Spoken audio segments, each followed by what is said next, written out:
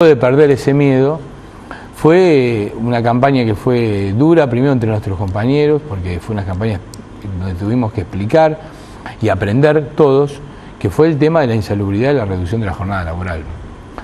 En un momento, esto fue en pleno 2000, 2001, donde nadie en la Argentina se le ocurría plantear que había que trabajar menos. Es decir, la gente quería trabajar, no había trabajo. Y de golpe nosotros nos dimos cuenta, sabíamos y empezamos a estudiar por qué antes había trabajado 6 horas en el subte y por qué había habido insalubridad, y nos dimos cuenta que nos estábamos muriendo ahí abajo. Y el tema de la vida, el tema de entender que vos te estabas quedando sordo, las experiencias que había, contábamos entre los trabajadores, mira, yo llego a mi casa y apago toda la televisión, apago todos los ruidos. Y otro decía, no, yo al revés, lo pongo todo volumen. Entonces, que los dos eran efecto del mismo problema, que estábamos todos sordos, los problemas pulmonares, bronquiales. Yo me avivé con una cuestión muy simple. Un día voy a un kiosquito que quedaba en la terminal, donde nos juntábamos todos, y me dicen, yo vendo 2 cajas de Migral por día. Para los trabajadores. Lo vendía porque nosotros subíamos todo a comprar. Ustedes son todos adictos al Migral. Y ahí me di cuenta de cómo nos estaba afectando la salud. Esto nos hizo empezar a estudiar, trabajar y explicar a nuestros compañeros cuáles eran los padecimientos que nosotros teníamos, y en ese momento no hubo dudas. En pleno 2001 hicimos una campaña muy fuerte sobre la legislatura, después hicimos huelga, hicimos toda una campaña sobre la insalubridad, el gobierno de Ibarra en ese momento intervino para hacer los estudios, y bueno, después ya con Néstor Kirchner en el gobierno tuvimos una entrevista con él, y antes del balotaje de la ciudad nos reconocieron la insalubridad, que después fue extensiva a todo el subterráneo con la famosa huelga de los 3 días. Para mí esa fue la conquista más importante, porque aparte era en un momento donde la gente el que tenía trabajo era un privilegiado, y encima el que quería hacer horas extras, y nosotros íbamos a contramano de todo diciendo, no queremos morirnos trabajando, queremos trabajar menos, y aparte porque de esa manera generábamos más puestos de trabajo por la cantidad de desocupación que había.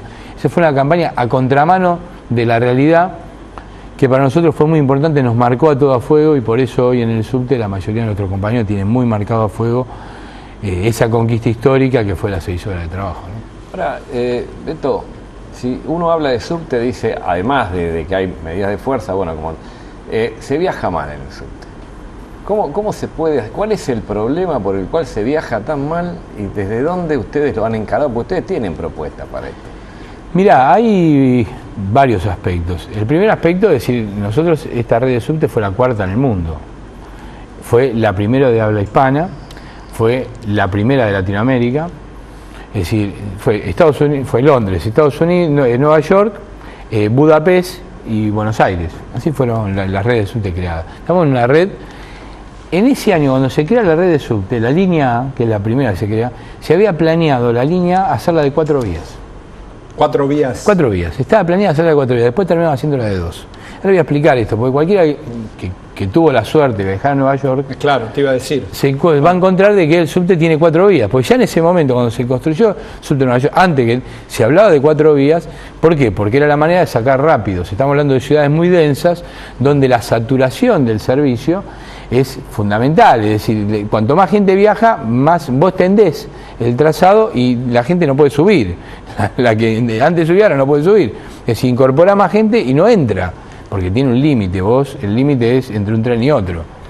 ¿Cuánto puede haber? Como mínimo una estación, no puede haber uno por estación.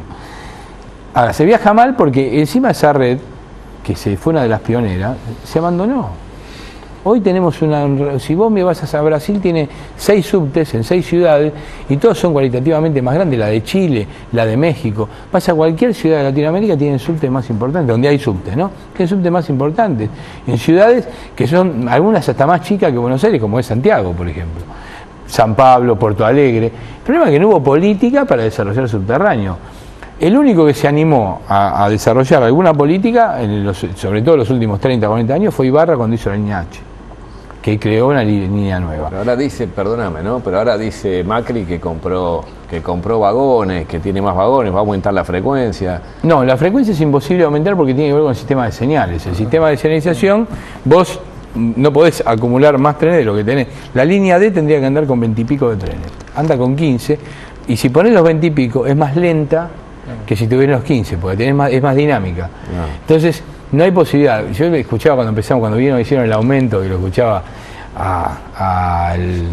¿cómo se llama? Picardo, diciendo, no, el aumento va a ser para aumentar la frecuencia. Yo me reía, el tipo no tiene ni idea de lo que habla, ni idea, y es el presidente de Subterráneo, Buenos Aires, de la empresa dueña del subterráneo, es una concesionaria.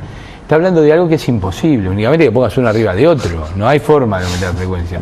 Lo que tenés que hacer son líneas transversales, tenés que hacer líneas paralelas, tenés que hacer la red que está planeada desde hace muchísimos años y que no se desarrolla porque, entre otras cosas, hacer una red de subte es una política estratégica, en la cual generalmente quien la empieza a hacer, como le pasó a Ibarra, no la inauguró Macri. Ni siquiera Tellerman la pudo inaugurar, la inauguró Macri. La hizo Ibarra y la inauguró Macri. Pero entonces, ¿cómo se arregla, Beto?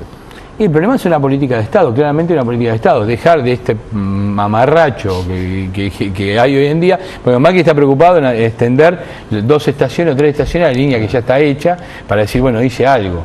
De los 15 kilómetros, bueno, por lo menos hice 3 kilómetros, 4 kilómetros. Bueno, esa es su preocupación, no es su preocupación empezar a construir las demás líneas, no la licita, porque sabe que no las va a poder inaugurar. Entonces el problema es si uno tiene una política de Estado, sí, y menos en una privada que no invierte nada. Si tiene una política de Estado, en lo cual hay una empresa que sabe que va a perdurar en el tiempo y que tiene una política estratégica en relación al transporte. Esta es una de las grandes deudas que existen, no solamente en el caso del subterráneo, sino del transporte en general, una de las grandes deudas de todo este proceso. Faltan 10 minutos, qué rápido pasa esto. Me quedé con algo del principio. ¿Vos me querés decir que hasta el año 94 no había mediciones de salud en el trabajo del subte? No, había habido en el año 80 y en la década, por ejemplo, Perón declara insalubre el subte y Cámpora lo vuelve a declarar insalubre el subte. En las dictaduras, ¿qué hacían? Sacaban la insalubridad y aumentaban 1 hora de trabajo, 7 años. Menem rompió el récord. Menem no solamente sacó la 6 horas, la puso a 8, algo que no existía desde el año 43. En el 43 se trabajaba 8 horas, pero desde el 43 en adelante nunca más se trabajó 8 horas, excepto en la época menemista. Esto fue el récord de todo. A ver, perdón, se supone que hay médicos, ¿no? Y especialistas en salud mental, porque te comiste una afección. Sí, yo tengo hipoacusia bilateral izquierda. Ah, claro. Agarraste el pulmón, Pero ¿y qué pasa con la cabeza de los laburantes en un lugar donde se sabe que dependen miles de vidas? No toquemos el tema tren, eso lo dejamos para más adelante. Pero alguien acá, ¿te acordás? Dijo, ¿qué va a pasar con los subtes? Sí, sí. ¿No? Porque se estrelló un tren.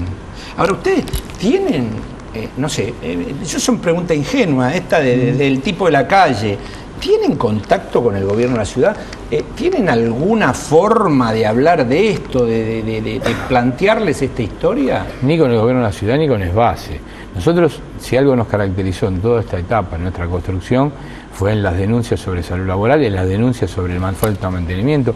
Todos nosotros fuimos imputados, procesados y algunos fueron a juicio oral, como el caso de Segovia, por dar una pelea que duró 40 días por el problema del mantenimiento.